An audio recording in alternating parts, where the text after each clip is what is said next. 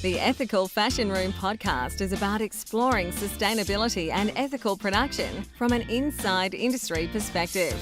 Come and join us as we share insights and knowledge so you can make an informed decision when creating your sustainable label. Meet our host, Edwina Huang. So today, I'm so happy to actually welcome our next guest. Her name is Dessy. Dessy is a fashion mover, shaker, and the founder of Fashion Insider Code, a one-stop shop online education platform that supports fashion and creative entrepreneurs. Previously, Dessy has more than 20 years of product development experience in the fashion industry. She previously worked for brands such as Burberry, J&M Davidson, and Smithson. With the Fashion Insider and Co., she can find straight talking content, trainings, and resources that will support them in building a successful and thriving fashion business, with the aim to help fashion creatives to develop and grow their fashion brands. Today, Dessy will be sharing about her visions and her experience in the fashion industry, raising problems in the industry, and also sharing her know-how to help fashion startups. So let's welcome Dessy. Hi, Dessy. Very happy to have you on board. I've been so excited the whole day that I can finally get to speak to you and record the video. And ever since I met you in Clubhouse, I just found your wealth of knowledge. It just very amazed me. So I'm so excited to have you on board. Oh, likewise. Thanks for having me, because it's true, since we met, I've learned so much from you as well. So it's great. So since you have so many years of supply chain experience in the fashion industry, what motivates you from a product developer to what you're doing right now in the Fashion Insider and Co? What brings the transition over? Can you walk us through? Yeah, sure. Well, I was in the industry for about 15 years, working for brands big and small. And while I studied design and graduated design, I soon realized that I actually didn't want to be a designer. I've always probably had the entrepreneurial spirit. I like doing lots of different things. I don't like to be pigeonholed. And I felt that design was a little bit too restrictive. So I moved into product development because I'm a great problem solver. And I love the fact that I would work with creatives, but then be visiting factories which tick my box for traveling, and I was meeting people, which I love doing that. So I love the whole product development. But in fashion, as you grow up the ladder, and I think that is in other industries, as you grow up the corporate ladder, creativity goes down and you become more of a paper pusher. It's all a lot about reports and working out things, etc. And I really did not like that. And as I was approaching sort of post 2010, when the internet became more advanced, more and more people were coming into the industry with ideas, very often like, oh, I can't find something in the market, I'll start my own brand. And I think that there's a little bit of misconception that fashion is frivolous and easy. It's not like rocket science, right, to make clothes or something. And that leads people to think that it's so easy to get into the industry. But actually, I think the opposite is true, because it's a completely different industry compared to anyone else. Aside from, perhaps rather, I should say the main point of difference is that it's not regulated. There's no code of conduct, there's no manuals, etc. It's a little bit of a free fall. So when people get into the industry wanting to launch their own brand, all the assumptions that they have about how it will go are completely wrong. So I found myself very often being asked for factories, for contacts, for advice. And it came to a point where I just felt that I would enjoy for myself more and have a greater impact if I jumped off working for brands and started my own thing, my own platform, where I would educate and help entrepreneurs launch and grow their own brands. And also tick my boxes where I can control how much I'm involved with creativity and have people do the paper pushing for me. That's wonderful. It's like one stone kills two birds for you at the same time. And when you work with like so many startups, what are some of the misconceptions or maybe common problems do you see among these startup or new brands? Like, do you think that there are too many early fashion brands? Like why do you think there's so many fashion brands in the beginning? They fail so easily, especially during COVID-19. So yeah, what are some of the problems that you see? I mean, actually, it's not whether it's COVID or not. I don't think COVID has impacted the statistics of how many of them fail. Loads of them fail, mainly because, like I said earlier, they underestimate how much work they have to do in order to get into the industry. So they rush it. They're really eager. I constantly have people saying to me, "Can you help me find a factory or, problem solve X, Y, Z, because I'm launching in a couple of months' time," and they haven't even started. It's like, wow, it's going to take you a couple of months. They think it's so easy. So as part of that rush and that lack of knowledge that they have, they don't allocate enough time and resources to get the product market fit. They look at the big brands and they just want to jump already there. They want to compete with the big brands and they want to launch with a big collection. And because they do that and they rush, they also don't know how to select the factory. So the second problem is, the partnering up with suppliers, which means raw material suppliers and manufacturers.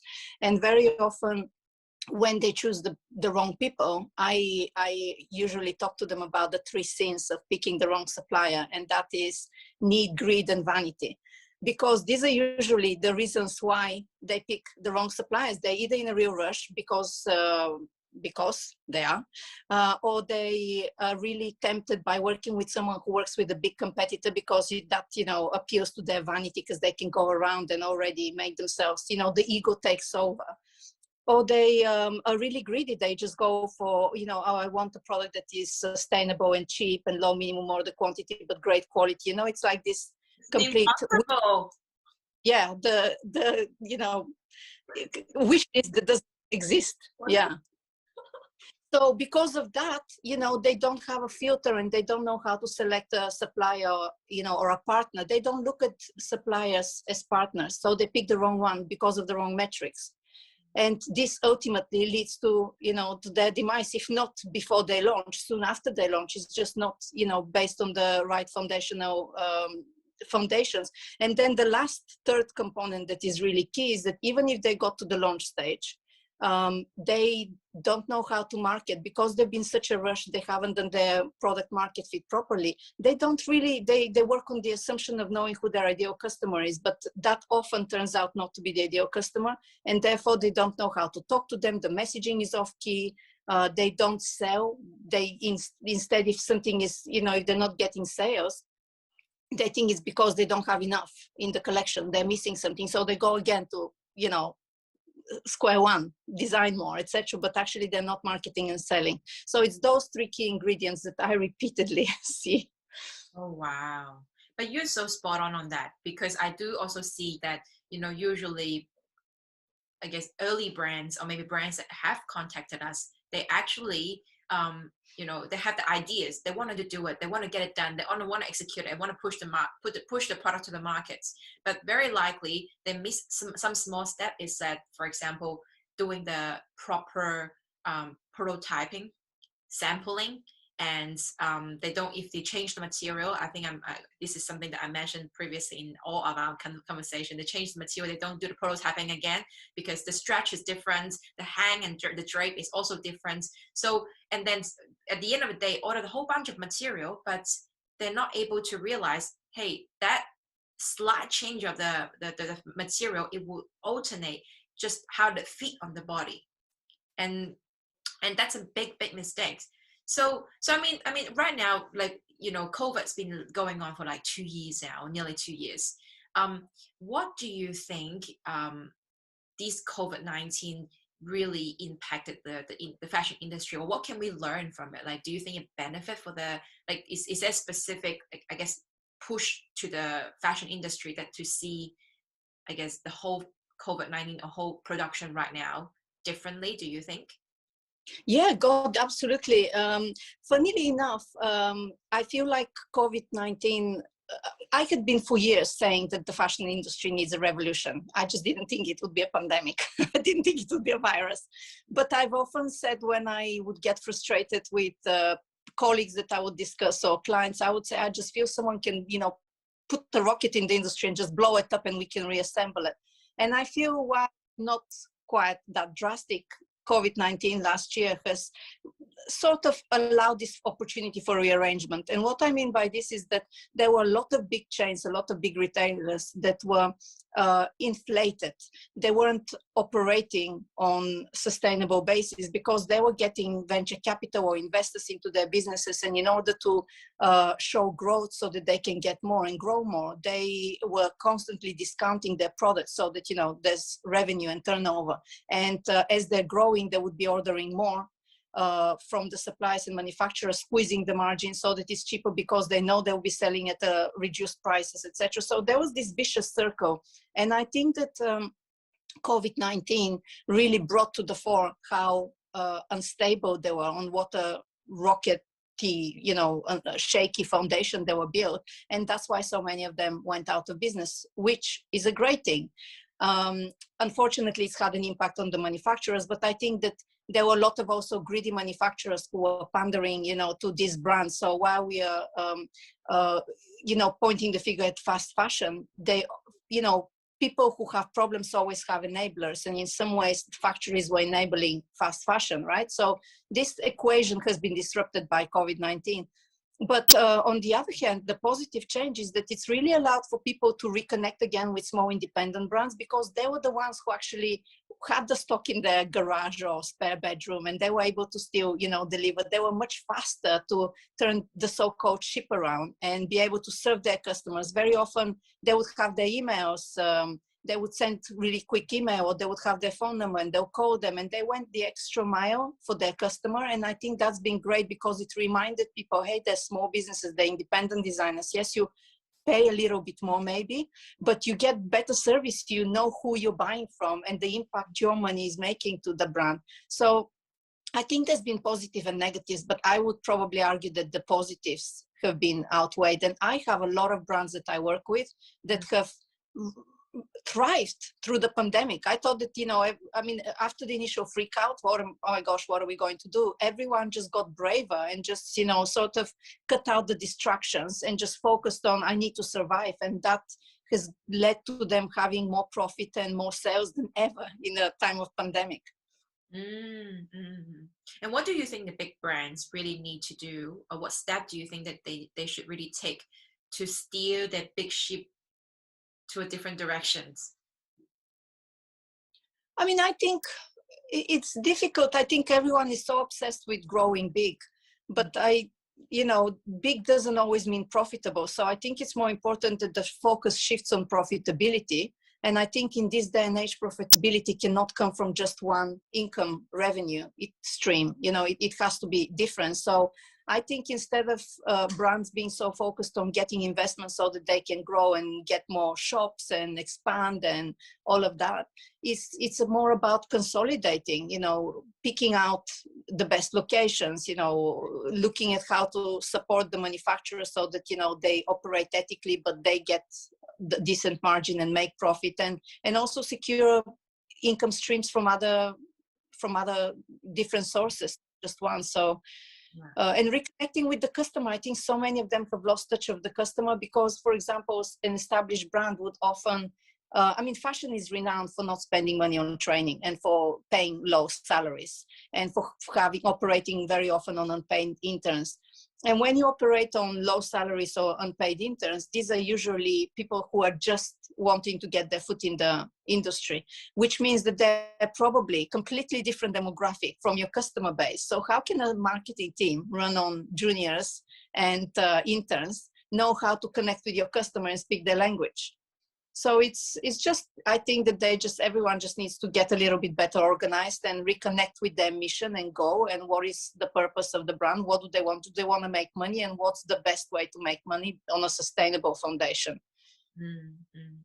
Yeah, I think also, like, one thing I also want to tap into, something that you mentioned, is that there seems to be like the history of how fashion industry evolved, the mass productions, and at the same time, when you're talking about, let's say, for example, grow and the factory wanted to sell more of the fabric, or maybe, for example, the manufacturers also want to sell more of the garment and pieces at the same time to achieve better price, better margin for the retailer out there.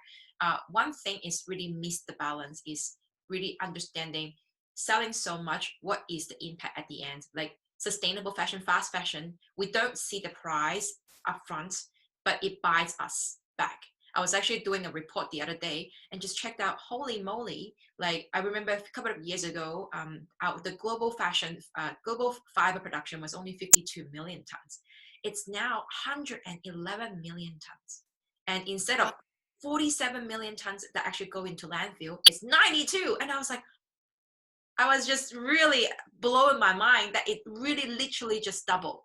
So like the balance that I'm talking about is that we're really missing the balance of just overproduce at the same time caring about the environment, because we flow the environment off the balance because we just produce so much and we don't need that much, and then at the same time it goes so much in the landfill. So I don't know. It's just such a like an interesting challenge, but at the same time also a difficult challenge to tackle at the same time. If consumer didn't aware it, or brand isn't aware of it, or especially the manufacturer, they're not aware of it.